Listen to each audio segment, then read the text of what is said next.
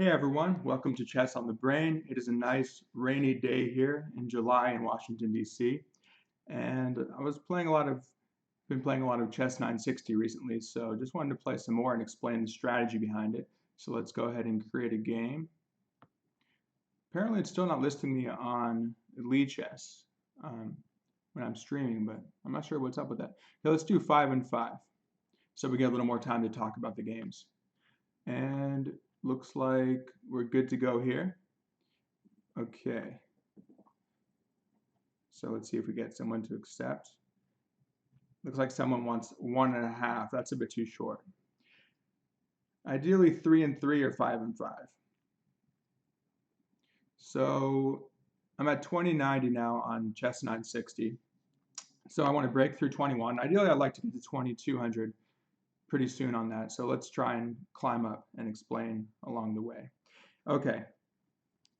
So what's going on here? A2 is undefended, which means A7 is undefended. King is on the queen side. We want to play in the center somewhere. Let's just play e4 first, because I want to play f4 next. So if they play e5, I can play f4 supported by the queen. Now don't worry about getting the bishops out right away. A lot of people like to play like g3 first, but no, let's take the center. Let's play classical chess. Take the center, and notice that I can easily play d4 or f4 because I have the support of my queen and my rook behind those pawns. Okay, so they go knight b6. Not sure what it does. Doesn't really contest the center. I could consider going d4 right away. f4 is a bit more consistent. I'm considering them hitting me back with d5. So I'm considering a bypass. Which way is better? The only problem with d4 is it opens the king a little bit, although it shouldn't really be a problem. But f4 might even prepare for kingside castling. Just get these three pieces out of the way and I can castle kingside. So I think I'm going to go with f4. Are there any weaknesses, really? I mean, I'm considering that the knight can come in and look at b2 combined with opening up the bishop. Okay, so they strike. But yeah, I don't really see that. I don't think that's an immediate issue. Okay, so let's bypass. And now we can go with this next. And if the knight ever comes in, we have to consider the knight coming in. If we play d4, well, then we can probably get away with b3. Not ideal. But most importantly is to get the grip on the center with f4, e5, and possibly d4. Okay, that was interesting. So they want to tear it open, playing g5, and trying to win this one. Well, we're not going to give them that one. I just want to respond by rapidly developing, probably playing d4 anyway, and if they take, I'll take back with the queen. Oh, then they have queen h6 trading queens. If there's an exchange here, they can go queen h6. That was an interesting move and surprising. Bishop g3 definitely comes to mind. I like bishop g3. Well, really, the thing is I don't really have to respond to it. I could just play g3 and open up my bishop and take back. Well, then we're probably giving up the kingside castling idea, but that's fine. I really need to meet him in the center because I don't think I want to give that up. And then after g3, I've dealt with this, and then I can consider like knight f3, putting pressure on g5 and forcing the issue. But the key here is that we do have a space advantage. Oh, and look at this. We might even have the queen h3 check idea too, hitting c8 and h7. So they do it first, and they're hitting here. Interesting. So now if I bring my knight, they're playing well. If I bring my knight out, then they can take, and it's not going to be guarded, it looks like. Sharp play by them. Okay. I could go into an ending with queen h3 and just go into an endgame with more space. Not ideal at this point, but they're playing well. I don't know what else to do. Let's see. Because I don't want to just drop this for nothing. But is it really a problem? Let's see. That's what I need to determine. No, not necessarily, because if they take, I have knight f3 right away and then taking on g5. So they would take on f4 first, though. I do kind of like trading queens to some extent.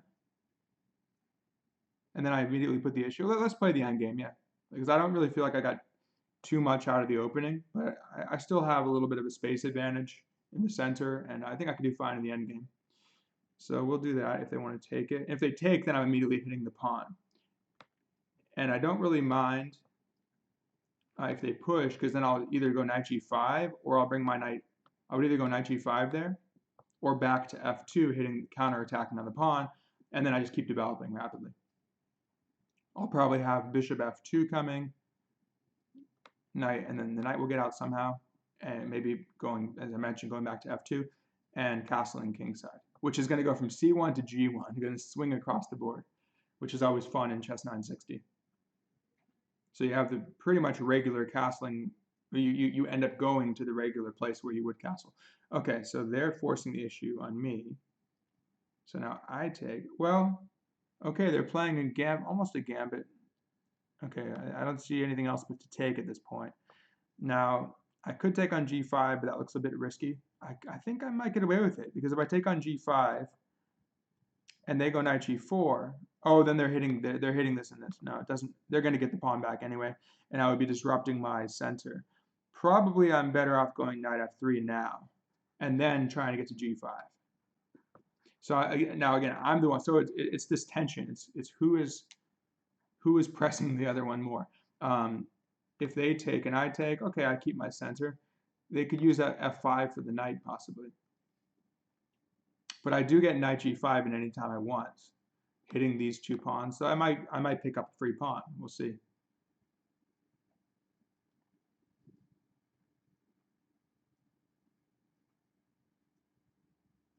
But as you can see, this is maybe the opening wasn't ideal. I mean, again, I still like my space advantage, but the fact that I'm a little behind in development speaks well, bodes well for my opponent. They're a bit ahead. But if you look at it objectively, look at the bishop on h8. So as long as we keep that bishop confined to h8, it can't get in the game. It's going to take a while. They're going to have to go well, if you go e6, you block the bishop. So first you got to get your bishop out. Then you go e6, then you go bishop g7, and then f8. I mean, just to get the bishop in the game. And you're not even doing much from there, especially if we can stick our pawns on dark squares. He's got no future. Okay, so he takes, take. I'd say it's approximately equal, but I mean, it depends who plays it better here. But I feel like the space advantage could work in my favor once I get all my pieces out. But I just have to be a little careful. But while he has that weak bishop, I don't really have a problem bishop, because this bishop can get in the game. This one is at least aiming at this pawn. They can stick their pawns on light squares and lock it down, but at least I can try and chip at it more easily. Maybe they play f6 at some point to try to chip at mine in a similar way. So for example, if I go bishop h4, I'd probably expect f6, chipping at my center and blocking the bishop possibly. Do I have that? No. See, now if I do knight g5, they can even sack on e5 anytime they want. They're not really threatening anything with rook. They're just taking the file. Well, bishop h4 allows knight f5. That doesn't do anything for me. Maybe a knight b3 to d4 or c5. I kind of like knight b3 here. I like the bishop coming to f2 at some point as well. I'm imagining, that bishop might want to come here. If he comes there, then I go knight g5 and hit the bishop. Okay, that's fine. What's the best way to proceed here? I think knight b3 is the way to go. Get the knight in the game and start playing on those dark squares.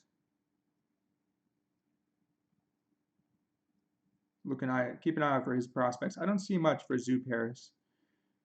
Don't see too many prospects for them. Mainly have this play over here on the light squares and the file. Getting the knight in. Okay, so they're just developing. Let's get the bishop out to not h4 because not f5. That's just a wasted move. So let's go bishop f2. Oh, they have knight. Does knight g4 do much? I'm not really worried about that.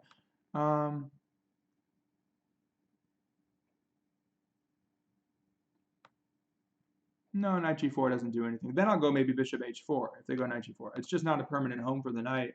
And then once it gets chased back to h6, then he's just wasted 2 moves. Okay, they did this. Well, we want to keep the bishop out of the game, right? So it makes sense. Oh, it would have been nice to have the knight on d4 to respond with e6. That would have been great. Can we get that in at some point? That makes me not want to play d4. It makes me want to play knight d4 right away, just to go for it. Should we do it? Then they have c5, though.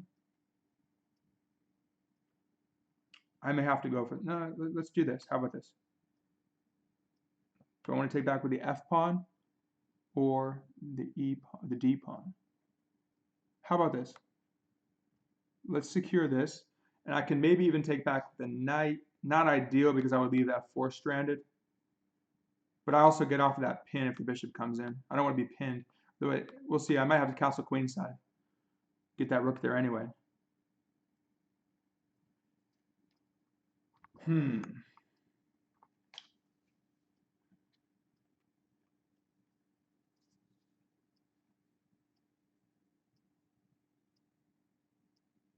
And yeah, actually, yeah, this has the additional benefit of playing e6 anyway, so that was perfect. I think it worked out. I'm a little worried about opening the F file, but again, that bishop is still trapped for now. I have a lot of control over e5. That's my strong point. So it's Nimzovich's idea. I think it originally came from Nimzovich of overprotection. At least it was taught by him in my system, a great book. So if he or she, I don't know who Zoo Paris is, but if they take on e5, I take it back. Zoo Paris, 2358 regular rating. So that's pretty strong. So they're a good player. Okay, let's do. Oh, bishop c5 is nice here. So now we're hitting this, and we're still threatening our push. And now that we have the rook out, everything's guarded. And again, remember we have h3 anytime we want, making the knight go back to h6 and looking kind of silly on g4. Okay, so they take. If I go h3 now, I don't like that now. We take back. Now, anytime we want, we can go here. We're threatening to take the pawn. Well, then the rook will come out hitting e5. First h3. h3 is a big threat now, though. Very uncomfortable. Well, the bishop will hit h3, but we take on there. It looks pretty good. We definitely have some initiative here. And I don't think they want to see e6 coming. Although e6 opens up their bishop, but it also puts that bishop in some trouble. So it's kind of a double-edged sword to play e6. It's just fine on e5 too. How are they going to stop it? What do they do? Bishop e6, knight d4 is coming. Knight b d4. I want to keep. I just remember I still have to keep that protection here. I have h3 anytime I want, but remember it does hang the pawn on h3. Okay, now they're starting to join me in the under 1 minute club, which is fine for me. I'll just hang out there around 10 seconds for a while. I don't mind it. Feel the rush of the time pressure. Well, usually I'm doing 3 and 3. This is 5 and 5, so there's a little more time here. Okay, but we got to try and get something out of this position because I'm feeling some advantage coming here, but we got to be very careful. E6 was the move. Okay, should we play h3 and chase the knight? Yes, let's just do it. Let's play h3. Knight goes back. Okay, now let's go knight d4. Maybe it wasn't ideal, but I think it's okay. And now the e6 blocks this, but we're putting pressure here. We're going to target e6, really. This is fine now. There's not really much pressure there anymore. Now we have h4, actually, and then knight g5. Ooh, h4, knight g5. I like that idea a lot. Knight b4, I play b3. Is not going anywhere. Knight a4. Yeah, bishop moves. Okay, now I can do it right away. No, it's a little sketchy. Let's try it. It looks a little sketchy. Oh, they're really low on time now. They might lose on time. Okay. Well, oh, now I'm streaming. Okay, let's, I guess it realized now. Should we rematch them? I guess, is it bad etiquette to rematch somebody if you beat them? I mean, it was a close game. I think it was good. It really just, it's interesting how it really just came down. I'll let them rematch if they want. But it came down to, I'll say good game, thanks. It came down to that position just a few moves ago, where I feel like I was starting to get something. I think knight g4 was the wrong idea. Let's take a quick look at this. This is interesting. I just want to see after knight g4 or what the correct move was. Yeah, okay, it says I'm up like half a pawn approximately. So the computer likes white here. But I'm sure it's a very complicated position. We can't just say, oh, white's better. You know, it's not like that. It's highly complex. So what should they do instead of knight g4? Yeah, that couldn't have been right. Bishop. Oh wait, I just played rook e1, and then it says Bishop d4. It's my opponent's move there. Oh, it says f takes e5. Okay, now it's caught up. Yeah, it says that they're like equal. Remember, I was considering taking with the knight here. After pawn takes pawn, knight takes, and then it says black is doing just fine after this. This is interesting. And then again, that bishop coming in, trying to invade with the rook if they trade. But yeah, it's just approximately equal. It's going to be a good battle. But again, that f4 pawn is a bit of a problem, but their e7 pawn's also a problem. They're both kind of unsupported, weak pawns. Mine's an isolated pawn. Theirs is a backward pawn. Can't be supported by any of its brothers next to it. I think of pawns like you have the two brothers side by side supporting each other as they march down. So, f6. Rook e1 was good, it looks like. Now they should have taken. After there, oh, so I could have gone bishop h4 also. I don't know, this was more like just the direct pressure on e7. It's kind of like Lasker says, make the move that makes your opponent the most uncomfortable. This probably achieves that in terms of that direct pressure, which did provoke my opponent to play e6 soon. So it had its effect, especially in a blitz game. So takes with the pawn is correct. We don't want to take with the knight now. Sorry, because if we take with the knight here, then we're allowing them to trade off their knight, and the knight's going to get chased away. Why should we help them? So after taking with the pawn, they go e6. Now I just went h3. It looks like I could have castled queenside. Yeah, I was debating that. It was a tough call on whether or not I should play h3, because playing h3 there allows the knight to go back where it belongs anyway on f5. That's a good square for the knight. So maybe just let it sit there and castle. Besides, oh, well, he doesn't have bishop g4 anymore, because I was a little worried about that bishop getting to g4, and early on when I mentioned that pin on the knight, if the rook's on d1. Yeah, just castle. Let's see. So for example, if I just castled queenside, and then now I'm fully developed. Okay, they can kick my bishop with that annoying knight. That's probably why bishop c5 wasn't perfect. Okay, you have those bishops just tucked back, but having long distance influence, and it's about equal again. But I still have that space advantage. It's kind of like a French defense structure. But after h3, knight back, knight there. They go bishop g7. I go knight g5. Oh, yes, I was thinking, I knew it was kind of sketchy because I was like, okay, I feel like the bishop might try and take, and then it's hitting this. Okay, the rook takes, but then the rook is super loose on e5. It is, because there's knight, yeah, see, I overlooked knight c4. So what should have I done? Knight g5 was actually the best move, interestingly enough. But, oh, okay. So the idea is that I don't take back with the rook. So if I take with the rook, then my opponent would have, wow, knight f7. What am I missing here? That's strange. Oh, the rook down. And again, that's where there's this absence. My bishop is up here. It's blocked by the knight. It can't get down here. That's actually a back rank mate threat. Oh, wow. I didn't even see that. I missed that idea. So it wasn't I was thinking he might just be able to do knight c4. And then, yeah, you get the knight back. But this is good for white. We got 4, 5, 1, 3, 4, 5, 6. Is e6 dropping? Yeah, it looks pretty good. We'll get the pawn back and have some pressure. But the way to do it is after rook takes oh, that's nasty. So after here, it says best move is to give up the rook. Well, what if you just go back? Then the knight takes back, and now they got 3, 6 against 5. The king is still not castled. Yeah, black is doing fine. So that's tricky. But still, should have done this. This is okay. But after bishop takes, now you just grab e6. So very tactical position. I think for practical chances, I think it's fine, because after castling queenside, it feels okay here. But still, I mean, you have to worry about that back rank mate in the meantime. What are you going to do about the knight hanging on e6? Okay, so you castle queenside, and now you're really threatening the bishop because the rook got out. There's no back rank mate. Knight protects it, and now we got to move our knight. We got to do something about that knight on e6. It's saying to take and then to take on. Oh, that's nice. That's nice. So you take, and then you would take on d5, guarding it. But what about, that's very, very computer stuff. But wait, what if they just took on e6? Do you take with, what can we do here? We can take on a7, and then they can do b6 and try and trap it, and then you just take on e6 and you pin the bishop. Oh, you still take on d5, then everything falls apart.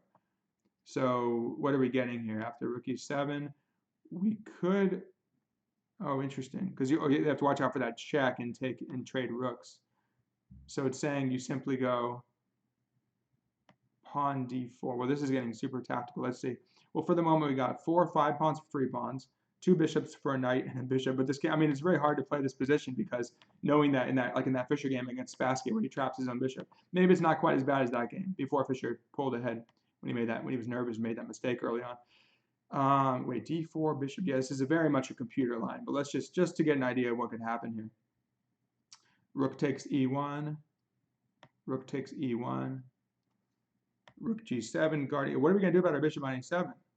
I don't know. It likes white here, but it's kind of crazy with the bishop hanging on e7. Anyway, it would have been a whole mess after knight takes e6. But that's how it could have gone if it continued. So let's see. Let's continue. Create a game.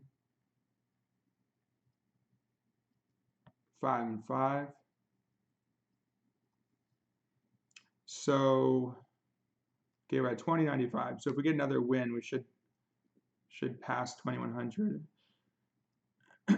Let's see if anyone wants to play right now.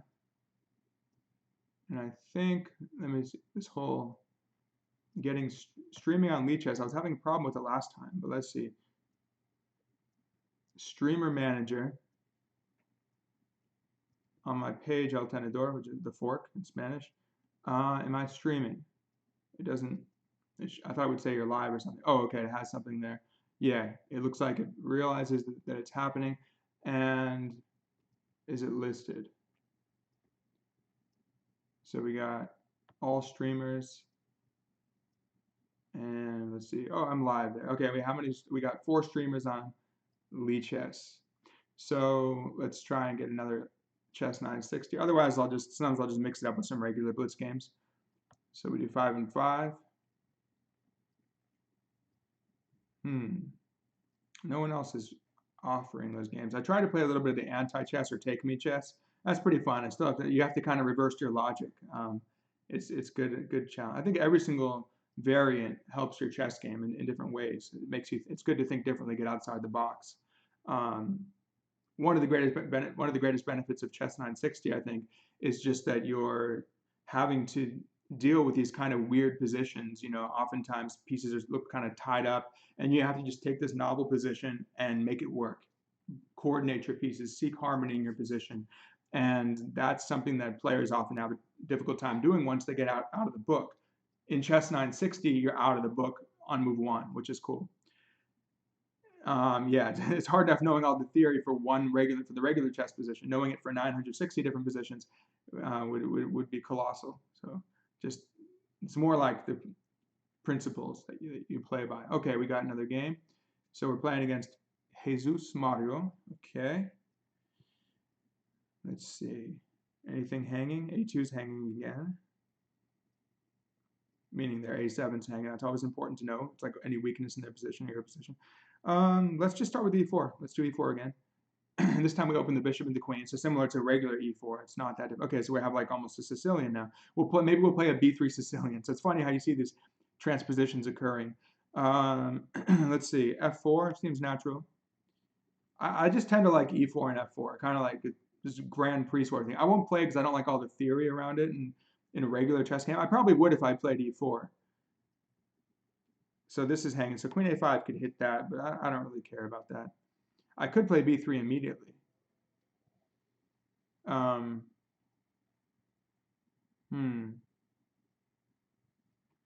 I want to play G, I could play like a B. I could play like double fianchetto. Why don't we double fianchetto? That looks like fun. Let's do b3. So then queen a5 could be met by bishop. Just ignore it, attack it if queen takes. So if the queen tries to take, it's actually going to be okay. So they did that. So after bishop here. Now, if the queen takes, we just go rook a1, and yeah, we're winning the queen there. So they're just wasting a tempo. If they bring the queen in here, we just attack it again. You still can't take the pawn because rook a1.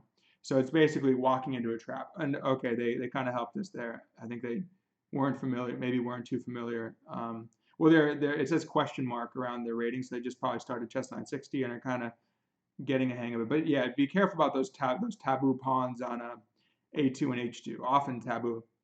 Okay, we only have +3 though. It's not like it's over. I had a tournament game recently where I won their queen, but it went on for a while. I mean, I ended up getting a nice kingside attack with it, but it wasn't like an instant win or anything. You still have to demonstrate your technique. And are we good on YouTube? Yeah, it looks like we got. And something I did with the with the changes. Okay, now we have a pin. So what do? We take on g5. Well, you'll see, especially if there's a big mismatch in rating, you'll tend to see a lot more tactics. Because if the lower rated player overlooks tactics, so generally if you're lower rated, you're probably not the best. Probably defense is a weakness for you. Like if you're at 14, 1500 level, and then if you're expert or master level, hopefully you would exploit those opportunities. So no need to trade just to trade though. I think why not gain a tempo? Because if I take on f6, I give them a tempo to take back with a knight, right? And then it's my move though, but now it's my move again after they retreat rather than after they come forward. So we gain a move here. I don't see anything dangerous the knight can do, the bishop can do. And then we'll just go knight f3, maybe bishop c4, stuff like that. Just, do we have anything to attack? I could go queen g4 at some point. I kind of, no, he'll just hit me here. I'll wait for the knight to maybe move, but still, there's not many good squares for the knight to develop to. Can I get are there any pressure points? Maybe d7. I like that. But bishop b5 gets hit by knight c7. Let's just go. Let's just develop. Let's not overthink it. At this point, I mean, still, you don't want to be sloppy if you want a queen. Okay, well now we really have some more weaknesses. I mean, I could push, but no. Oh, I can't take. I can't take. So now I'm the one who's pinned. All right. Well, let's just keep on developing. How about this? Now bishop c4 makes a lot of sense, or bishop d3. Bishop c4 again, knight c7 covers this. Let's do bishop d3, and then bishop f5 check. Not just to check, but to, because the king is probably okay on c7, but it's more about getting the bishop on that strong diagonal, which is well, it's weak for my opponent now. So this is now just practice in technique. Okay, so why not? Let's throw in check. And then if the king goes here, well, now he's going to be super vulnerable on the dark squares. Okay, he's there. Well, now I can take with the knight, threatening f7, and I'm happy to get that. Well, not, I would actually win material if I take back with the bishop. Knight takes, bishop takes, bishop takes.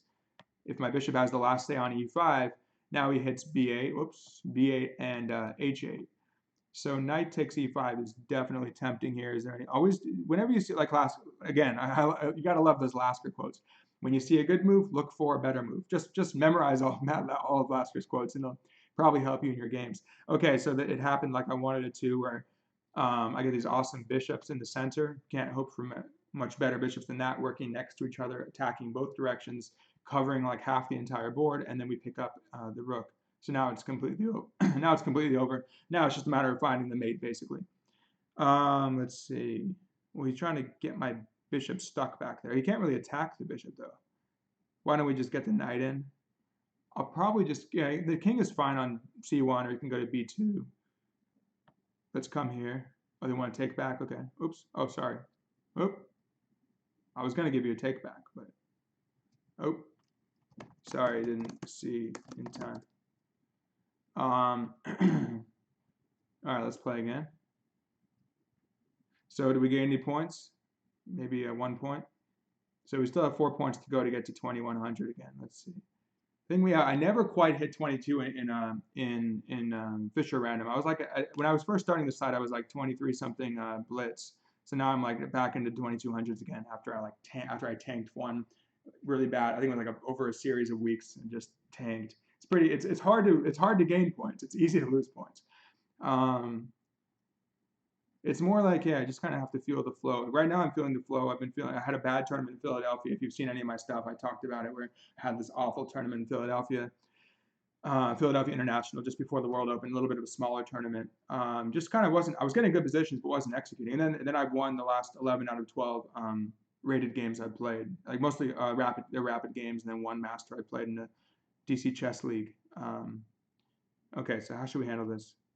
Last weekend it was. Okay, they didn't want to wait for like 30 seconds. Okay, so let's play someone else.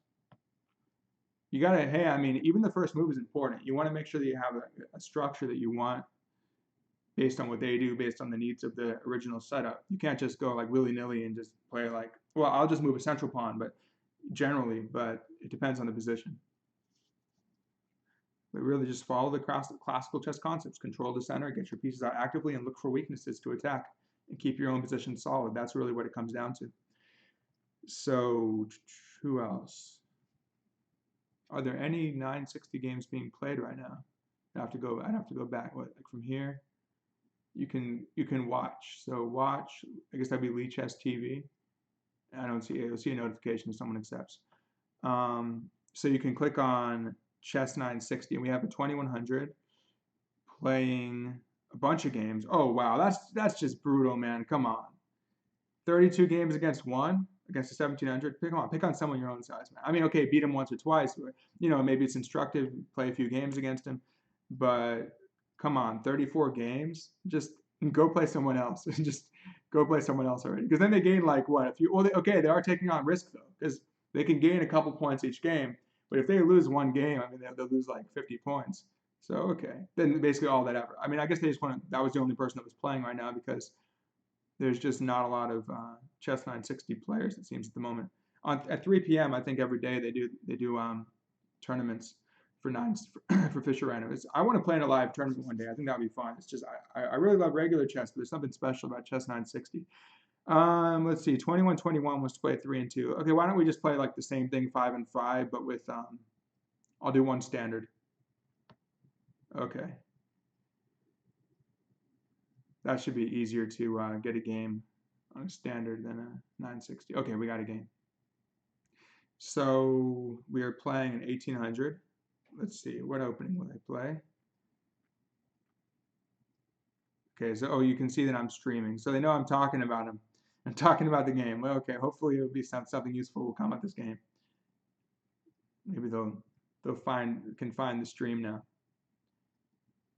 to pick their opponent's brain while they're going. I'm not sure if that would really help though. You're better off just having a strong plan yourself. Okay, I guess they didn't want to play after all. Wow, come on guys, let's get a game going. Let's try again. Is any the same guy or what? Okay, now we have an almost 1800. Okay, so I think I did like anyone from 1400 and above. So I've been liking this knight f3 move. I used to exclusively play the English, and like it was useful because I knew every situation that could arise from the English. But sometimes you got to mix it up a little bit. Okay, I'm just playing like standard d4 opening. I like g3 stuff because I'm used to that with c4 and g3. But basically now I can generally steer it toward a Catalan setup, which I like a lot. White is just more comfortable and can squeeze out the opponent and get that nice long diagonal. Okay, so should I play c4 now or g3? Let's just play more classical. I often like knight bd2 actually, rather than knight c3. It's flexible and you're not really going for the gambit. But you're hitting e4. So I mean the gambit's fine too, but here you're just not giving your opponent anything really. You're just gonna like say, hey, I'm gonna be slightly better. It's good for blitz. I mean, it's good for everything. It's good for long games because you can just get the opening plate and like, get 10 moves done and spend 2 minutes or 5 minutes on it. And it's good for short games because you just same thing. You just get right into the heart of it and don't worry about the opening too much. But again, this situations will come up that I know. Now c5, you could play c5, but I don't want to break the tension in the middle yet. It's better now than if they had played c6 because they can drop back to c7. But still, I don't know. No, I'm just going to do my thing with g3. See what kind of setup they pursue. Yeah, because they already castled, so I need to just finish my development. I mean, c5 would have gained a tempo, but or at least gotten in it for free. But I like to keep that tension. I like sort of. I mean, the thing is, you got to be able to play any kind of opening, any kind of structure. But I do like semi-open positions, semi-closed, but not fully closed. Now, do we go queen c2 and play for e4 here? We play b3 and bishop b2. We can pretty much do either one. I tend to like queen c2 and e4. If they play e5, they're going to end up with a weak. Oh no, they can take back with a knight. But e5 doesn't tend to be a big problem. Let's do queen c2, and I can also go rook d1 and get some pressure on once things open up on the queen and d6 and stuff. But yeah, if he gives me the chance, Jeremy Irvin, if he gives me the chance, I'm going to get e4 and an e5 and stuff like that, or just take back and get more center by getting rid of the d pawn and just keeping my 2 central pawns. Okay, so they go queen c7. If I have my bishop, see there's some drawbacks to knight d2. Like if I had that, maybe I would consider c5 and bishop f4. I mean, I could go for that, but no, then they're going to get e5. And you see, the second you remove that tension, you give into this type of move. then they're going to hit next move. They're going to hit you with c5, of course, e5 after they move the bishop back. But okay, we could get e4 in now. Why not? Let's do it. Now the thing is, you ask, okay, what about that knight coming to f6? You're going to gain a tempo after you trade on e4, and the knight comes to f6. Well, sometimes you could even go knight g5. I did that in a recent tournament, got a good game out of it. But I think we could just take back right away too. That's totally fine, yeah. I don't mind that. So I don't mind that I come in f6 because again, they've given up space. So we have two nice central pawns, and anytime they push, we can bypass. So I think I want my queen on c2 because e2, the e file might open. I'd rather not have my queen there. And besides, on c2 you have tactical shots sometimes. Like if they have an opposing bishop, sometimes you got that knight g5 tactical shot.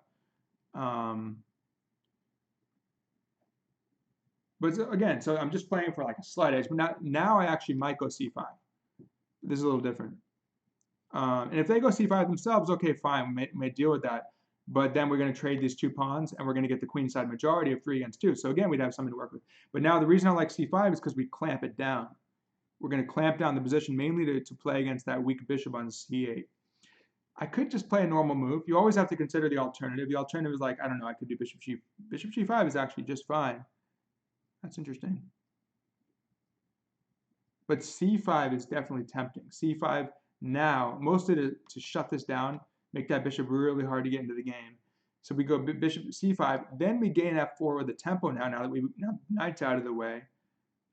And then we can get knight e5 in. Oh, he's going to go knight d5. Then we might want bishop e5. What about bishop? If we go bishop g5, he's got bishop e7. And I'm not sure about that. Got to consider all the scenarios. Because this is a sort of critical position because I'm considering shifting this. You know, another thing I like about this is that I fix this pawn sort of. So I'm liking a lot of things about this. Now we give the d5 square to him. That's a concession I'm willing to make. But again, I'm getting a lot of pressure. This is a weakness potentially that could be picked up later on. And most importantly, this bishop's it's going to take him some time to get in the game. Yeah, let's gain that tempo. See where things go from there. I was thinking about doing this. So he's still got f6 stuff though. But you can see now, definitely there's a lead in development. I think the knight belongs on e5. It can actually could come back to c4 as well, and then we get bishop d6.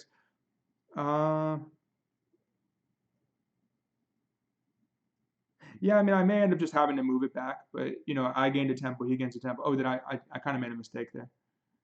Sort of a mistake by hanging the pawn, but it's not a big deal because I just go rook c1, and they're really behind the development, so I don't really care about that.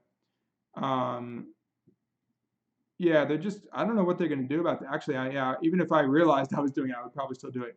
But I should have actually strongly considered just going for the sack. But in this case, it was unintended. But rook fd1 next, and I'm pretty happy with my position. The queen's almost trapped, actually. Is that queen going to get trapped? I think we might just win this game on the spot. We got bishop e4 later on coming. But does this just win the queen? They can't take on f4. There's no tricks. Okay, where's the queen going to go? Let's say you go to b4. I always have a3, and I get bishop f1 in. Yeah, I think that queen is going to have some trouble because, again, that c5 pawn just cramps their position so much. They're going to get 2 pawns for a piece. They could get 2 pawns for the piece. They could take on c5, take back, take, and then take on f4. Okay, you're just trading and opening up the d file. I don't care about the double pawns. It doesn't matter. Okay. Oh, actually, well then I can avoid that all with bishop d2. Oh no. They can't move. Yeah, then g4 is covered too. So I can do bishop d2 if I want to, or a3. Queen b5, bishop f1 traps the queen. They might not even play on. I mean, we'll see if they try to, but they're losing their queen. Yeah, I think bishop f1 is even cleaner. Do I have any other tricks? Yeah, I mean, bishop d2 followed by bishop. Got to be alert to that kind of thing because you see that pawn is so important. Can't get to b6. Don't give him time to escape to a6 either. But after bishop d2, queen b5, bishop f1, we've got it covered. So the only question is bishop d2 or a3. Bishop d2 leaves the knight hanging. I really, honestly, I don't mind if you take my f4. a3, does he have anywhere to go? Is there anywhere at all to go? I just don't see it. There can't be a way out. So let's do a3. Got to double check. So sometimes there's a tendency to get excited if you have a win, if you think you have a win. So whenever you think you have a win, a good tip is to that's worked for me, is to like triple check, not double check, triple check, because you know what do they call it? Victory snatched from the, is it defeat, or victory snatched from the jaws of defeat, something like that, or is it defeat snatched from the jaws of victory? That must be it. So queen b5, bishop f1, that's game, because we just got that diagonal covered. This is b6 is covered. But interestingly, even bishop d2 would have worked because g4 is covered by the knight. But I just didn't like the feeling of leaving my knight hanging. And this is more direct. So if you take on f4, we do have to consider, though, he takes a couple of things on f4, but I looked at that and that wouldn't be a concern either. So we take on, like if he takes f4, then g2. Okay, he's going to get a piece for the queen no matter what. So or is it two pieces? No. Oh, it's because some pawns. Oh, I'm sorry. I meant for the because he had to give the queen back with it, but ended up a piece for two pawns. But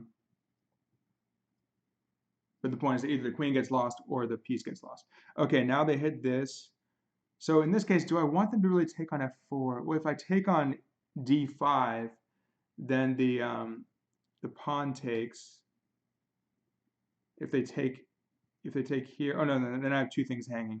So I have to move. But when I move back, now I guard f4. And then I'll be happier to take with the knight than the pawn. I'd rather, I mean, it's not the ideal pawn structure to have. Okay, so now we're just playing, we got the bishop pair for now. But if they do take the bishop, then we have the open d file to use, and the knight activates. But yeah, so they don't want to take it. Okay, bishop d6 looks a bit dubious. It doesn't do anything. I think, honestly, I'm just going to go back to c1 because I'm going to guard everything. I don't want to be in the way of anything here. And then I might even just drop this back too, the consolidation after winning a piece, and then knight c5. So yeah, even though it says I'm up, it says +1, but it's a piece. A piece is a piece. Okay, if you have 3 pawns for a piece, maybe there's good compensation. But here there's really not much compensation because there's also there's no activity in black's position other than the knight. And these pawns are, there are weaknesses that my knight is happy to come to c5 for. So obviously the knight will, oh, I could have gone bishop d2, I missed that. Can I still do it? If I really want that a5 pawn. So bishop d2 is actually not a bad idea. I mean, hey, you can always admit your mistake and say that's a good, I could do it now. If he goes b6, I take on c6. Yeah, bishop d2 is actually looking pretty strong. So I missed it, but now he has rook b6, but it doesn't matter. I just take with the bishop because this is guarded by the knight. Rook b6, bishop takes a5. And if b6, the idea is that b6, rook takes, and even if bishop b7, then I take another one. So yeah, his position will collapse. So I mentioned that weak pawn on a5. Oh, I think I'm hallucinating. Yeah, he just goes a4. What am I thinking? Okay, he gave it to me though. So I'm totally fine trading rooks. Yeah, we can just trade rooks. No tricks. And actually, notice that the pawn on a3 helps us here because now there's no trick of the rook coming afterwards, after exchanging like here and going to a8 and winning a2. We don't have to worry about that anymore because everything is really solid in our position. No weaknesses at all. Only maybe some squares, but you can't really get in there. Now I'd like to move my knight. This will hang, but we're going to move the knight with an attack, so that should be just fine. And don't freak out if the time gets short. The key is to keep your calm. Like when we get down to whatever, if we're at 10 seconds, the key is not to be like, oh, no, I got to move. The key is just to think methodically about the position and keep your calm. And as I mentioned before, that'll usually freak your opponent out more than anything else. So I can chop them anytime I want, but I really don't need to. Let's just play b4. Got to make sure the rook is safe because it looks a bit awkward there, and there's some forking chances on b6. So there's stuff like that. But I think I'm just going to drop it down here or here next. So it's actually going to be just fine. It's not just to take the pawn. It's to activate. Now we get to attack the, we gain a tempo now because the rook just moved up. So this is a problem here. And then we have bishop h3 next, actually. That's very tempting. So there's some problems on the light squares here. So should we do it? Or we could just take on e6 right away. How about this? Let's see if they stop it, weakening themselves further. And if they do something like f5, then we'll snatch this one. Okay. Oh, did I screw it up? No, I didn't, because we have this movement. So now we get tactics. Yeah, we get some tactics now because that was so weak that now we got to take with the attack, and then bishop takes, and that's game because we just picked up another piece. Now we have 3 against 1. Bishop pair, I mean, now it's over. This is falling too if we want. We don't need the pawn, but it doesn't hurt. Actually, I kind of like the situation with the rook. Let's try and trap the rook. Can we do it? How do we get that guy? Why don't we begin with this move? Because it's pinned, and then we can always just stabilize it here. But that, yeah, we don't care about b7. We care about the rook. Okay.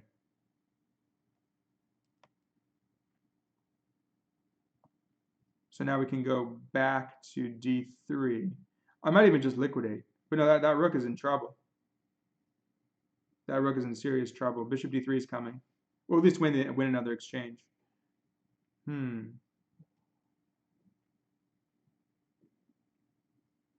Got to be attentive to every possibility, every prospect that comes your way. Oh, we can do this too. Yeah, let's just go here now. I think. Oh, he has rook back to b6. That shouldn't work though. After knight takes. Okay, now we have here. And it's trapped. If he takes, pawn just takes back. Obviously not take there because then he takes the rook. But after knight takes, pawn takes. Okay, well now we just get a freebie right there. And that's game. They can resign now. Too many pieces. Or they could let us get a checkmate. We don't mind. We can checkmate with a bunch of pieces. That's kind of fun. Okay, let's do this. Actually, I should have kept it there to cover up, but whatever. We're pinning that. I don't want to give up my bishop though, so let's pin this. And then if he moves his king away, we'll move the bishop to like here. Well, now we'll get it with the tempo. And let's get the knight back. Let's reroute the knight. Oh, he's probably gonna go b6. Okay, bishop d4 then, central here. Bishop b3. Yeah, we don't. I want to leave. I want my bishop here. I'm not giving up that bishop pair. I mean, may as well keep it, right? Let's attack with that bishop pair. But notice that the importance of when you're trying to convert, consolidation is very important. So the whole game, like, around the b, playing b4, covering, make sure everything's safe over here. That's always important. Okay, and they resign. Let's say create a game. Okay, I want more 960. I'm a 960 addict now. I love Fischer Random Chess. Let me know if there's a tournament. I would love to play a chess 960 tournament. That'd be fun. Okay, let's get one more in, and then I have some people. So my channel on YouTube is one of the things I do is I analyze people's games. I'm like, hey, may as well, right? It gives me something fun to work with, and it helps. Hopefully, it's mutually beneficial. To see your game analyzed if you haven't had coaching or something. But to really break it down, that's so important. So I have a couple of submissions that I need to do now. So I have to do a couple of logistics. Always fun, right? Got to take care of those logistics. I gotta get the travel plan set up for Manhattan Open because I want to keep playing, compete this weekend in the Manhattan Open, and stuff like that. Summertime, so got to get some chess in over summer, not just online chess. Got to play over the board, work toward those goals. Come on, guys. Is there really no one that wants to play 960? Come on, guys. Seriously. You guys need to play more 960 out there. It's good for your chess. It's like eating your vegetables for chess. Oh, they just don't. Yes, yeah. I'm right at the verge. They know I'm at the verge. Like, oh, he wants that. He wants those 4 points just for bragging rights to say, oh, I made it to the next 100. No, it's for ego points. Oh, we made it to 1800, 1900, 2000. No, I mean it's just yeah, it is personal achievement. I don't mind getting up to 2200 in a chess 960. That would be good. But it's mainly just to play. Okay. Oh, this guy. And Porras. Cool. Let's play. Are you on YouTube right now? Um, oh, hey Kostas. Let's see. All right, so it's my turn. I think we played one game last time. We had an interesting game last time. Let's see. So again, I think E4 is just the move again. Any weakness, again, A2 is the undefended one. Yeah, let's just start with this again.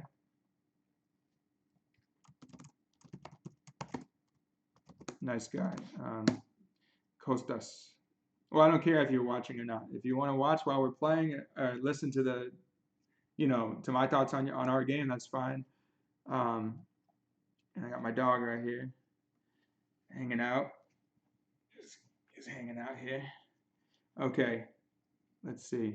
So he's a good dog. Adopted him a couple of years ago from the Washington Humane Society. He was a really shy dog at first. He'd been through some abuse and some really weird situation where the cops found him locked up along with there's a cat and a dog locked up in their crates. So I don't know, either someone died and so maybe it was unintentional or maybe someone ended up going to jail and the cops went to their house or something. I don't know exactly how it happened, but they were neglected when they were found. So I was happy to take them home. Let's see, bishop. So you're hitting back. It's kind of like a French. I don't really want to bypass yet. Would that be good? I don't really want you to. Yeah, you're going to get c5 in, aren't you? And I don't have my knight c3 here like in a regular French. That's why I was looking at bishop f3, then he takes, knight f6, hits me. So that just loses the tempo. So yeah, this is like a good French for you. This seems like a very good French situation. It's a good time to be doing your French. Oh, wait, do I have anything? No, there's nothing on b5. There's nothing here because c6 cards it. There's nothing here. Nothing to do about it. I mean, I could just take and then say, okay, it's basically equal. I don't like those types of games. I like to create imbalances. F3, is that absurd? F3 might be playable because there's no queen check. There's only a bishop check. Their queen check is also met by c3. I don't know. It's like a fantasy variation of the Caro-Kann, only the pawn's on e6. F3. Huh. Either F3 or what? Or takes. I don't want to take. I'm not giving into that. I'm not going to take. Must play uncompromising chess. Yeah, so it's literally like the same structure as a fantasy variation of the Caro-Kann, where the pawn would be on c6, which I've played sometimes as black, and it's pretty good, I think.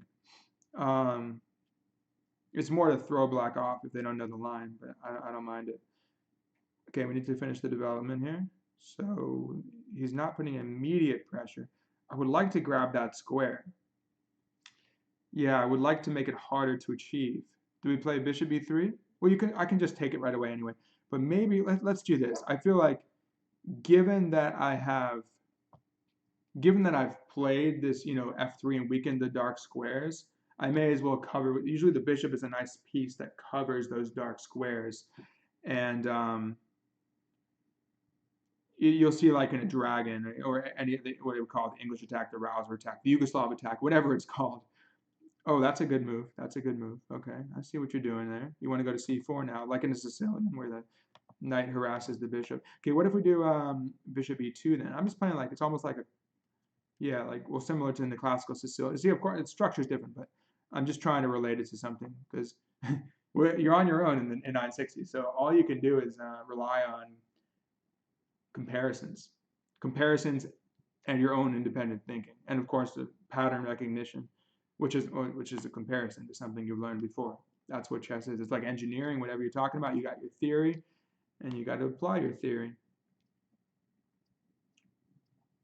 Chess is both. It's theory and practice. And some just practice. They don't care about the theory. I think both is good. Healthy balance. is important in all things. As someone was just telling me that actually about some like, or was it one of Aristotle's principles? Okay, so knight goes to c6. Oh, now you really want. Okay, here's the thing. So now you want e5. Okay, I'm not really worried about. Oh, knight b4. But okay, my tricky knight on a1 covers c2, so I could just kick him if he goes to b4. But we have to consider every possibility. Now that you can't play c5 though so easily, maybe now I can get a good French by pushing. So it's about who speaks French better. Who speaks French better? I'm hoping to speak French better with e5. Let's try it. And then the f3 pawn might just be delayed. It might be which we call oh crap, what did I just do? Did I just blunder or something? That looks like a dangerous check. Wait, don't I just have c3 though? I don't know. You seem to make it so fast, like so fast that as if I had blundered or something. But now I could play c3 and then I can play a3 if I need to. Yeah, let's just go c3. And then we can do knight out. Okay, are you attacking anything else? Can I sack the pawn like last time? Well, what's the point? You're attacking here. I mean, a3 is it's kind of typical in a French to get the structure. Can we trap another queen? I'm not seeing the queen trap happening just yet, but that queen is a bit precarious, precariously placed. Yes, this is really typical in a French to have the structure, but again, normally we would be hit by c5. That knight, it's almost like in a Nimzovich defense. I think yeah, Nimzovich where the knight goes to c6. I've done that before actually. It's interesting, especially if you can get knight c6 and e5 in. As black, it could transpose to like a Philidor defense type of like after e4 e5. But a lot of times if you play knight c6, if you get e5 in, when they play d5, well then you got all this play on the dark squares. There's some Tony Miles games I think it was like a British champion. And if you look up Tony Miles' games, he played some cool stuff with that. But now you got nothing. Wait, are you? Oh, okay, I see you. So you're trying to take this, and I can't play b3 because you take it, hitting my queen. So when my queen moves, then you can deal with your queen. And I don't want to give up. Well, actually, do I? Or do I? Maybe I do want to give up that bishop. No, because when I play b3, though, you can take it, and then you can just take here, and I'm losing a pawn for nothing. I could take on c4 with my bishop, but this is my good bishop. So let's not get hasty here. How about let's play prudently? A lot of my chess you'll see is just like playing prophylactically. See, this is the way to do it, I think. My intuition tells me this is the way to go. Because it's like, yeah, I had the inconvenience of coming back, but now I'm guarding a3 through the x-ray. So now I'm threatening b3. So let's see how this goes. But I feel like these two pieces, Kostas, I feel like they might get in trouble unless you're about to mate me or something. Okay. Wait, am I still? I think I can still play b3. Because look at my trusty steed on a1. Gotta love the a1 knight. Okay, so let's try to envision this. If b3, he takes, I take, everything's covered. He moves, he doesn't even get to attack this. Let's do it. Yeah, we pick up a piece. So, yeah, Kostas is so in case it wasn't clear, Kostas. I think we connected on Lee Chess when we were first playing these games, and then I guess I may have been streaming at the time actually. I'm not sure, but or maybe he ended up finding my page. So yeah. Oh, nice move, nice move. Yeah. So he's was watching the stream too. Do I have a crazy move like Rook B2? Okay, here's the thing. This is undefended. Do I even need it? I don't think I need it. What about just bishop? Because I want to take, but I need to defend this. Why don't I just play this now? But now let's not do anything too crazy here. Let's not be too hasty. How about bishop D3? Guarding b1, threatening that. And I think that's legit. Everything is safe. And these guys are just a little misplaced. And besides, I want him on d3 because I want to aim this way if you castle. Typical French stuff. But now, I don't know actually. No, here's the thing. I'm threatening to take. You can't even take back because I'll hit your queen with my rook. But the key was, tactically, I couldn't have taken yet because he was pinning this. The pawn was pinned. But once the rook is defended by the bishop, it looks fine to take on c4. I could have gone rook b2, but that was just kind of cute. Let's not be cute. Well, he's like, oh, look, I'm hanging my rook. You can't take it. But what does it really achieve? It also blocks the bishops here. We don't need to be cute in chess. We want to be good. We want to play good moves. Like some, I feel like there's a little too much of that in the culture these days. People are like, oh look, I'm gonna make some cute remark. Huh? How about just play a good move? Just play a good move. Well, as for this channel, I'm hoping to explain the reasons why. Um, but let's see. I think that knight on c4 is just dropping. And then we have to complete the development. So after that, maybe we go, maybe f4. It's not even really necessary, but it is consistent with the plan of this structure. That if I don't want to get, thrown off course, because I do want this eventually. That's the way to go. Unless I have, well, I'm going to have the b file now. That's going to open, it looks like. But yeah, okay. So he takes. Should we take back with the? Let's take with the rook. I mean, I could have taken with the knight too and developed it. But now we're hitting. It's just more direct. We're hitting the queen. Say, where are you going to go? Actually, okay. Can we win this? Yeah. Well, I can pick up the pawn. I could pick up a pawn on c4. Trade bishop for knight, and then I take take it. It looks like maybe he's got a5 thrown in. No, you can't do that because I'm taking this. I'm getting this in. So yeah, I'm willing to give it up because oh no, yeah. See, that allows bishop e5, and that's winning on the spot. You can't take c3 because you're pinned yourself here. And that's game, yeah. That's game, unfortunately. Sorry, Kostas. But it's good tactical practice. Yeah, it's good tactical practice.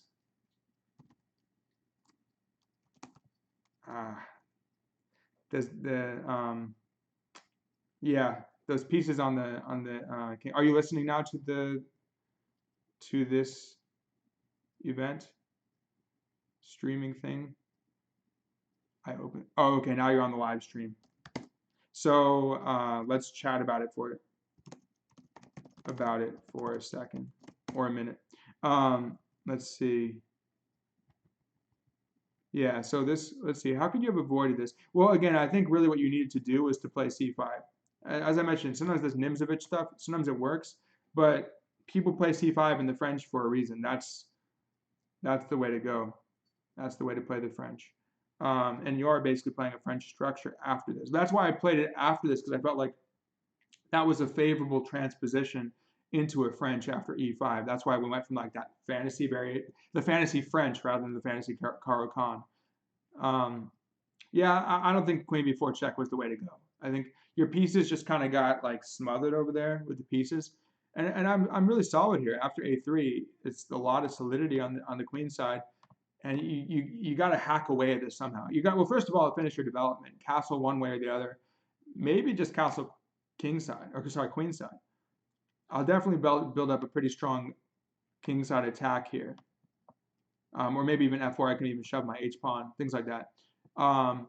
Yeah, so I think you don't want to go queen check. What's a better move there? You might also hit the structure with f6. I think that's the way to go. Yeah, that's what I probably would have done there. f6. Can we make the move? No, we have to go to analysis board. Let's just quickly look at that position. I think that was an important position there in terms of how you're choosing your setup here. Wow, so it likes black here. Because what's happening with f6 is you're trading queens essentially. Because I don't want to take, I'm dissolving my center, right? So I want to go well, I guess maybe I have to. Maybe that's the only choice. But if I go f4, now you're trading queens after you take. I don't think I want to take it this way. You have d4. So I'd probably take back, and then you're just fine, because now the main thing about the French is not always good for white from a structural standpoint. It's more like white just gets space, squeezes their opponent out, but really hopes to use that thorn on e5 in a kingside attack attempt, or to tear open those lines. But here there's no control over those lines, and after takes, okay, I got to either move my king or move my bishop back, which is unfavorable. And then yeah, you just castle, and you're good here. You're completely good in this position. So I think that was the way to go. f6. That was the critical move. I mean, you could do it anytime you want, but I would do it now when my queen is sitting here and it's like kind of vulnerable to that. Maybe, yeah, I just don't see anything else because my position is pretty solid. So in these types of structures, how do you handle it? You got to tear open the lines. So let's see. Did you want to play another game? Yes, yeah, you had to get in c5. Yep, that was the way to go. And f6. Since you didn't play c5, then go with f6. Did you want to play another one, or what did you want to do? Well, feel free to challenge me if you want to go again. How do I? Of course, definitely. And then f6, f6 after c5 was missed. Basically, we would call it thematic French handling of the French, basically. Thematic plans in the French. And essentially you're playing the French, or French without c5 if you don't play that. Okay, so where are we? Here. Let's do another one. Okay, so now you'll play both sides. And feel free to listen if you want. I don't care if you want to listen while we're playing. It's up to you. Let's see. So this is a pretty tight structure because now this one is totally defended. This one is totally defended. So we don't have those wing pawns which happen to be the flank pawns happen to be undefended in all those games. F7 is even solidly defended by this. But that means we're going to have to move this pawn or this pawn to free our bishop. And I think e4 again. E4 seems to be the move of the day in these structures. Now, I think I'm going to play on the dark squares, so that might mean that f6 would actually help with that, unleashing the bishop. So why don't we play for c5 for starters? Do we need c5? Yeah, I think I like c5. Because now we can get knight c6 in.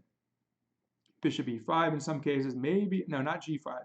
Maybe f6 and g5. Not yet, but maybe like, I don't know. I need to get my king safe. But there could be a nice, I'm playing for the claw, get my talons on the dark squares there. That's what I want. I want those squares in my possession. And you'll have the light squares in your possession, like this. So, of course, I can always kind of stymie that if possible. Now, you want to play d4 probably and transpose into something like a Sicilian, an open Sicilian. So, of course, I will try to,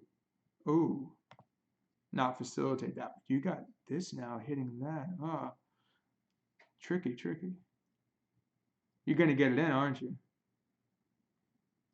You know what? I may just have to give in to the open Sicilian. Well, it's not a big deal, but it's almost like we're playing an open Sicilian. I'd still rather prevent it though. Why let them break? I mean, I could play like that, but then they get this square for the knight. It's easily accessible via c3. Huh. I have knight e7. We could play that kind of structure. I mean, that's a way to go. I'd rather have that with the bishop on g7 in those cases. I'll be blocking my own bishop. That's just silly. So knight c6 has got to be like. See, it's very important here to formulate a good plan around it, and even though we're on move 2, to know how we're going to proceed in this structure. I think, okay, I'm going to do this. Oh, wait. Knight here guards the pawn. Stopping f4. I like that. That might be better. And stopping d4, but you could play you have to play f3 first. This is tough. f3, tough is good. We want tough. F3, you're playing well here. I want to play d5. Oh, knight e6, f3, knight b6. And then d5. Let's try that. We're kind of blocking the center a little bit, but we're playing more on the flank anyway. We could play like more pure hyper-modern kind of setup with the flank play. Possibly can shove these pawns down the board because it's far away from the king, so I don't really mind. You know, I'll create a little weakness, but it's not weakness that'll affect our king. The king could just chill on f8 for a while anyway. Maybe shove these pawns, like maybe shove the h pawn. He might come in this way. So he should be. I'm not really worried about the king on f8 at the moment. Okay, now I have to watch out for the knight coming in here at any moment. So he doesn't want to play for d4 yet. But he's stopping the d5 idea too. So it's going to be a bit of maneuvering. Now, possibly I can go b5 before knight b6. That's kind of interesting.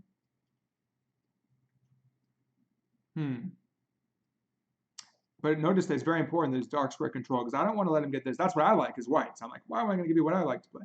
How about, I don't know, I kind of like b5. b5, knight b6, queen d8, d5. Or knight b6, queen d8, d5 immediately. Or then I can drop back to c7, getting d5 in. There's a few ways to play for d5. We don't need d5, but it's playable. Okay, I'm going to do this because I like b5, b4, combined with this idea at some point, almost like the dragon feel in Keto. So we can literally transpose into a dragon setup like this and come back to g7. And then, but the problem is with this g8 bishop. We'd have to play g6 and f5, bishop f7, castles. That could be a way to play. So you want to envision how every single piece could be can be placed. As Silman, I'll bring up Silman a lot because he was like I learned from him by studying how to reassess your chess. That's sitting right, just happens to be sitting right there. Here we go. How to Reassess Your Chess. It's a very good book. I have the third edition. You could probably get it online now I'm sure he's made plenty of money off it already. So you could probably get it online used for a few bucks. Maybe no, it's still, hey, it's not a cheap book. Hey, it's a good book. It's a good book. I'm sure you probably on Amazon it'll still cost you 10 or 15 used at this. This one was in the 90s, I think. No, early 2000s maybe. That's when I really got into chess. So 2001, 2 maybe. So yeah, I've been playing for more than 15 years. Seriously.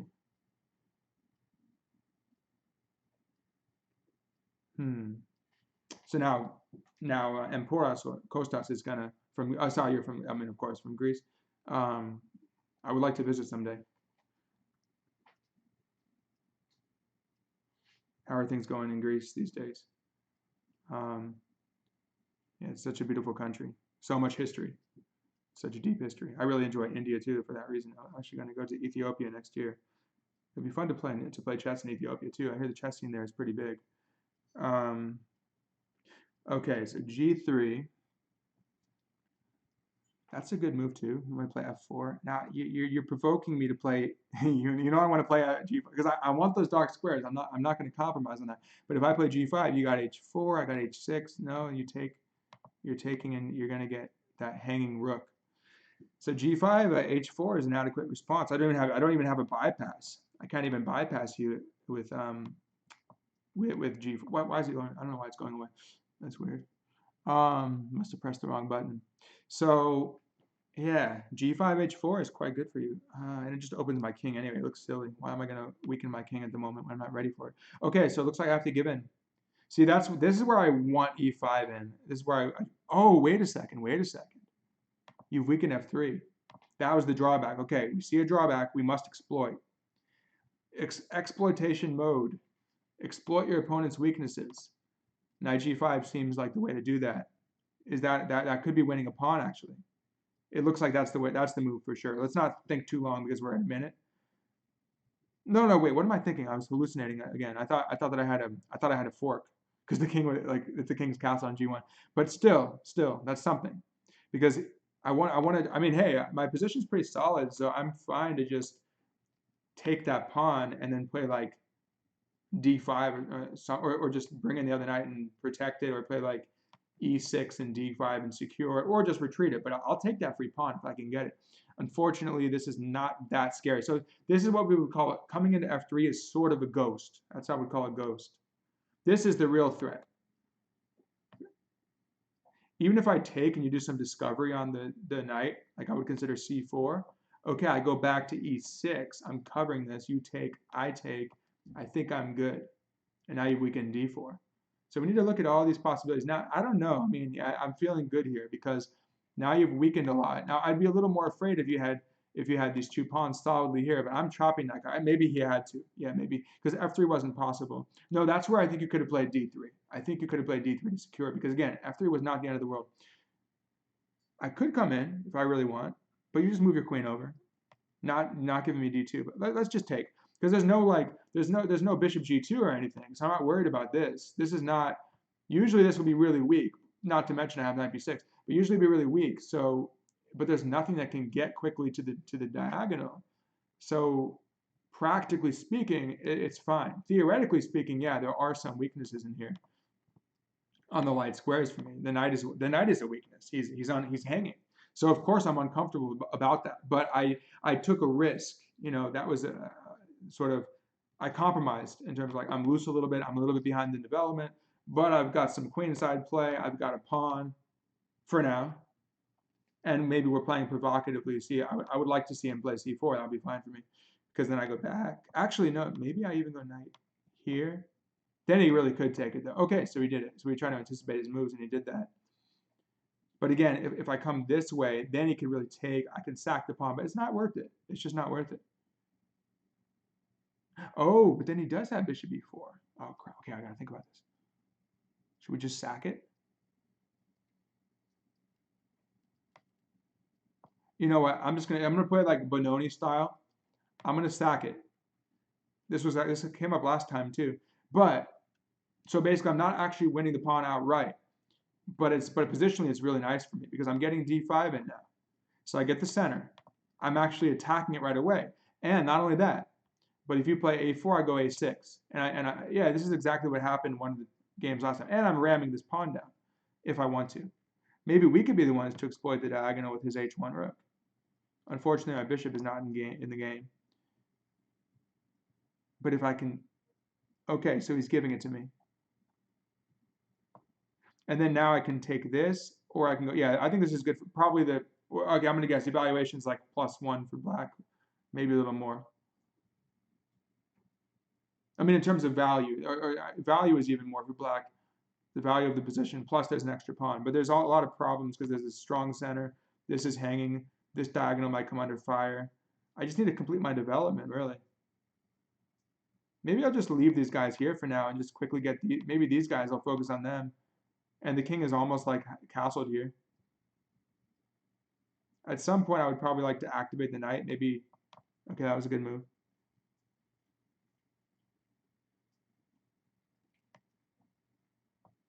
So I'm covering this, and I'm still threatening b2. So I'm dealing with, it's like defense and attack. I'm handling his attack. I'm creating my own attack, or keeping it in the air. It's really annoying, actually. What does he do about b2?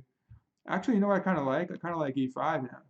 Because if he takes, bishop takes back. Yeah, this is the moment for you. That's the key move. I think that'll give me a really strong initiative here.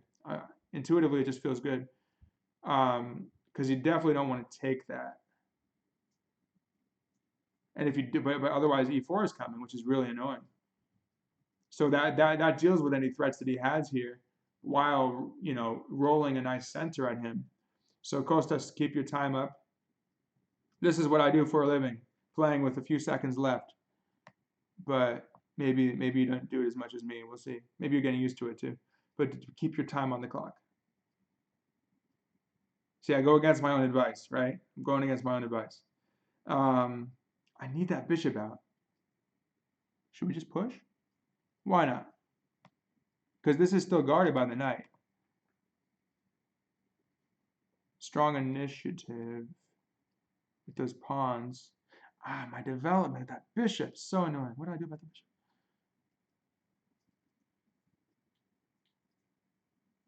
I should be uncomfortable. Yeah, this is the kind of thing that should make you like, that's not, something doesn't feel right about that bishop. Okay, you know what? Forget about it, because I have something else. I have this now. Guarding this and preparing a push at some point. Yeah, that's a pretty good initiative. I could play a6 also. Oh, h6, that's the way, that's the way. Can we win the knight? Almost win the knight?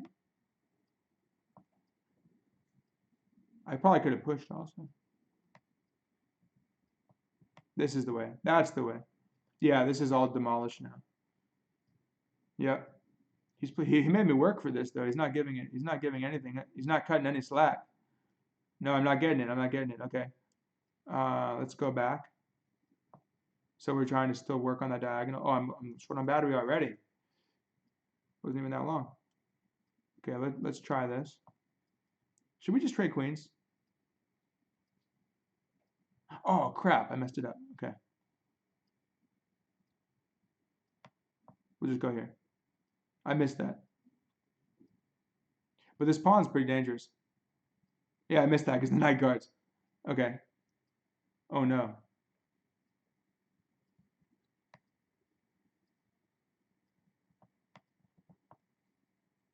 Where's the knight gonna go? Oh, okay. At least I got the knight. I got lucky. I got lucky because you played really well.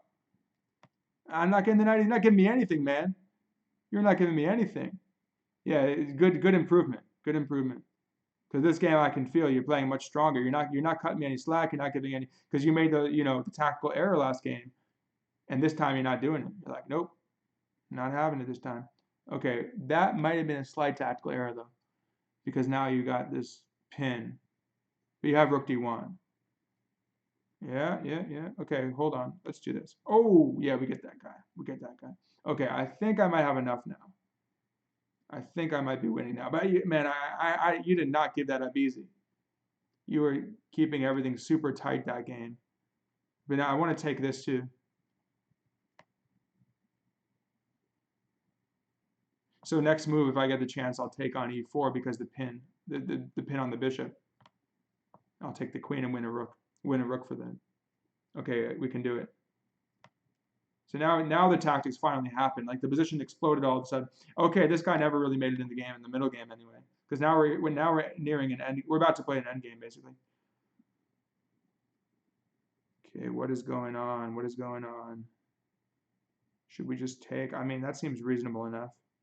Oh wait, don't we have a queen? Yeah, we could take a queen. I didn't even notice the queen. I was like, wait, I knew there was some reason that I went to e4. I mean, I was more focused on taking the pawn, but wow.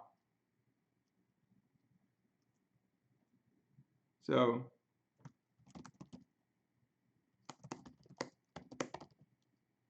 you did a great job. Clear improvement. Yeah, that was a good game. Yeah. So I'll probably do one more. Yeah, I think I'll play one more. Why don't I just do like let's see if I get one more random person. Um, let's see. Oh, now okay. You thank you for. I guess I got my 2100 from getting a few points from that. So let's see. Maybe that's a good place to cut it. Once you achieve a new landmark. Okay, I'm back in 2100s. Now we'll just stop it. But whatever. It's playing for the enjoyment of the game. But if you can get to your next landmark, it doesn't hurt. So let's see. Yeah, I don't think anyone else is playing right away. Did you want to do one more before because I mean, hey, while you're running with it, yeah, I mean, you're playing so well right now. So I mean that game, and you had me at like two. Where was the game? You had me at like 2 seconds left. Um, so that got intense. Let me see if I go back to that game. Yeah, like things were just we're positioned 4-4-4. Interesting. Yeah, things were flying around.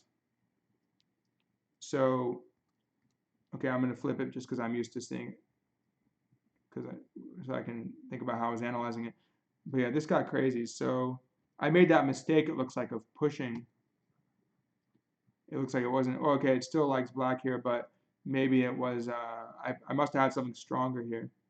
Yeah, because this guy is just getting in trouble here. So could I have just played g6 right away? You had some you had some strong response to g6 though. What did you do? Oh, you had the push, but see that's not available for you now once I dissolved my own center. I mean, at least I got this past pawn, but I think you could have taken the pawn a few moves later. Let me see. Yeah, suddenly I don't have anything. Okay, now I do have something. Okay, yeah, taking the knight. You go there. look at how drastically the evaluation is shifting every single move.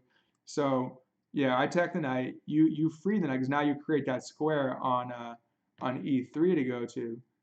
I go back. You go. Oh, and then you. What is going on here? The evaluation is just rapidly shifting. I don't even know. Oh, you could have taken. Oh, am I like losing? That's really bad for me. Look at that. Okay, here, and then you can even go to g7. That's how your knight escapes, which that's insane.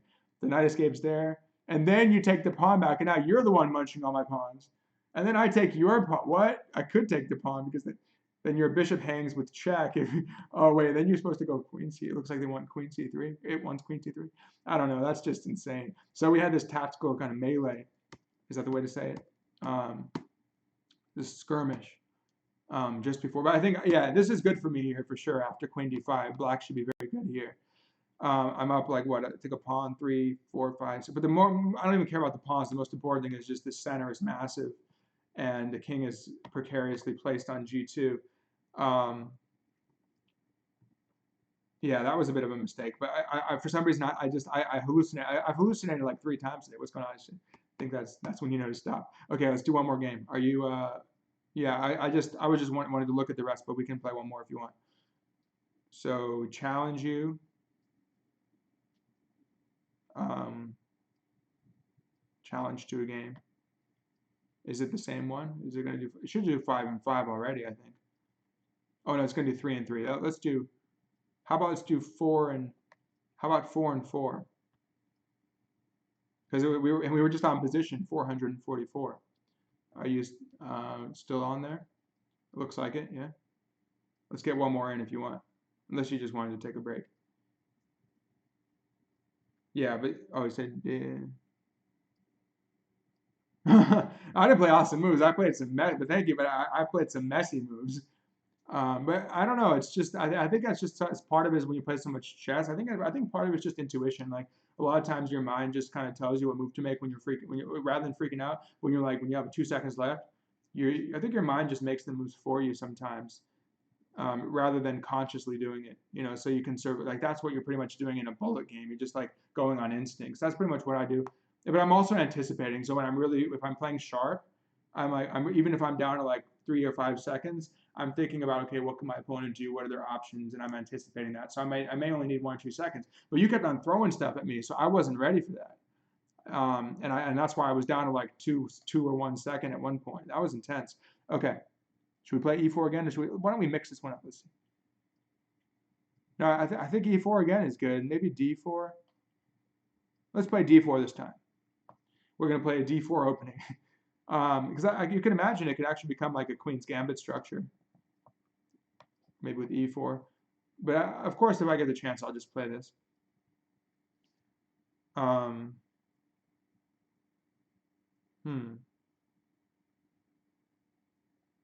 So what's he going to do in response?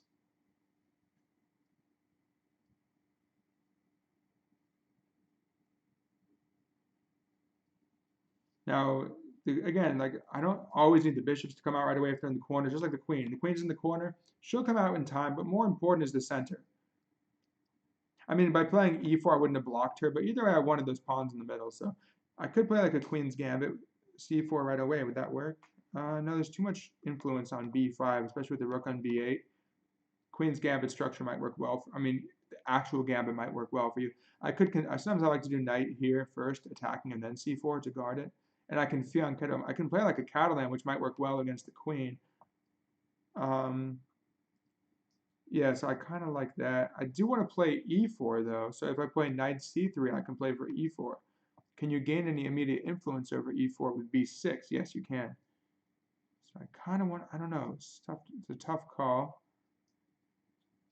I think knight c3 doesn't guarantee e4, but knight e3 guarantees c4. Oh, you could play b5, but that weakens your structure. And if nothing else, I have g3, bishop g2. But sometimes I like this knight like that. The only thing is that your bishop comes to c6 and it opens up after I do that. Okay, you know what? I'm not going to do anything right away. I'm not going to commit yet. I'm just going to go g3, bishop g2, put more pressure on this and see if your bishop comes in front of your pawn. Again, remember we talked like similar to the last game where it would be like similar to how the knight came in front of the c pawn. You generally, it's funny, I was just telling my student this yesterday, it almost seemed like there's very few circumstances where you do want to block your c pawn, like in a Roy Lopez. How does Fischer always play the Roy Lopez? With c3, allow the bishop to go back to c2, or any, the theory is generally to, let's go here, is generally to, go c3 in the Roy Lopez, or even the Italian game, you could play with d3 and c3. I guess it's a little more advanced. More beginner players will play like knight c3, like a 4-knight system. But it's interesting that a lot of times, like clearly in c4 system, c5, any type of, or any kind of d4 system, you don't want to put your knight in front of the pawn. Obviously, if you're playing the English, for sure you're not going to put the knight. It's impossible to put your knight in front of the c pawn, which is why you obviously often plays c4 and knight c3. Which I used to play the English, so I would do that all the time. Okay, I think. Did you blunder? Is that a blunder? Because I can take, no, not necessarily. Well, I can take here with the bishop if you take here. It might be a blunder. Because, I mean, if I take here and then you take here, you're not really threatening anything.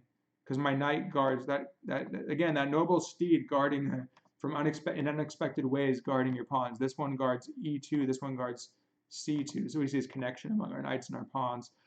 But yeah, I think I just throw this in. What is your response? If you go c6, I'll just chop the knight, weakening your structure. You don't get d4. When I take, if you go bishop c6, plausible, then I just chop it. Ooh, that doesn't work. I chop, and I play d5, winning the knight again. And my king is quite safe. Only difference is that the rook is just here instead of here. So it's basically castled. I can even use the h-pawn if I want to. So it's very flexible. But yeah, sorry, I think it's a blunder unless I miss something. Because that's an important central pawn. I mean, I'll work all game to get that pawn so I can get my shot. Okay, I think that, yeah. See, that was the blunder. That's what I was expecting. Or I was anticipating this move. Because now when you take back, I get d5. Yeah. You got these guys are, see, that's where your pieces get smothered by the opponent's center.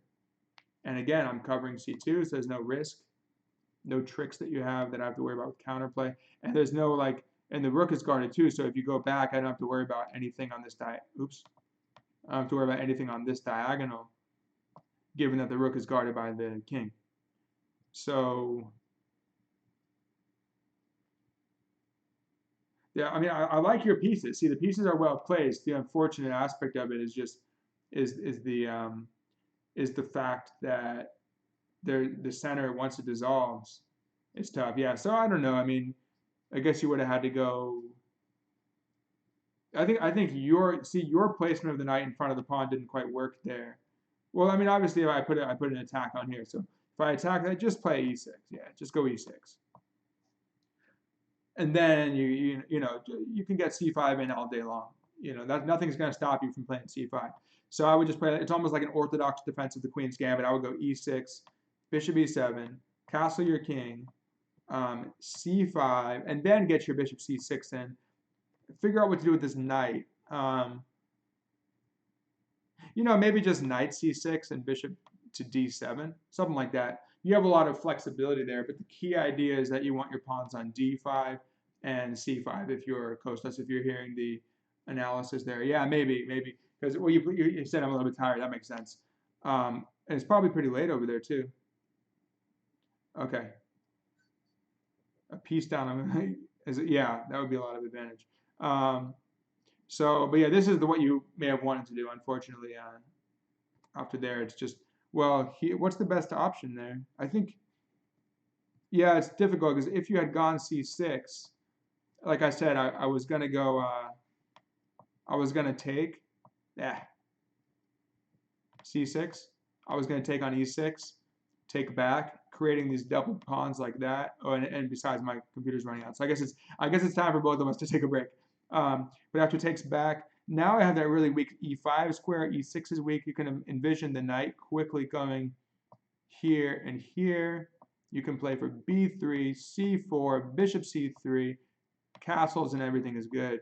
And you can see a lot of good play on the dark squares, the knights coming in, the weaknesses, possibly a kingside attack. And again, you may want that idea of ramming the pawn, actually. I might just keep the rook on h1, ram the pawn, especially because we only got 2 pawns in front of the king, try to weaken those. So that's probably what I would have played for. But this is the kind of, you want to envision, again, I think the theme of the day was this kind of coming up with setups, envisioning the setup you want. And chess 960 is great for that because you have this structure, you have this random kind of position, and you need to come up with a good structure. Oh yeah, yes, I saw after we played last time that you're from Greece. So thanks, Kostas, for playing. That was fun. Got some good games. Hey, you did really well. I mean, just watch out for the blunders in the other games, but you did really well in game 2. I think we played 3, right? So in your second game, really nice job. So hopefully that was helpful. A little chess 960, and it's always fun to play. And we got through 2100, so next is 2200. Got to make it. Still have to make that on Lead Chess on chess 960. So, but most importantly is the ideas that come along with it. So, all right, see you guys next time.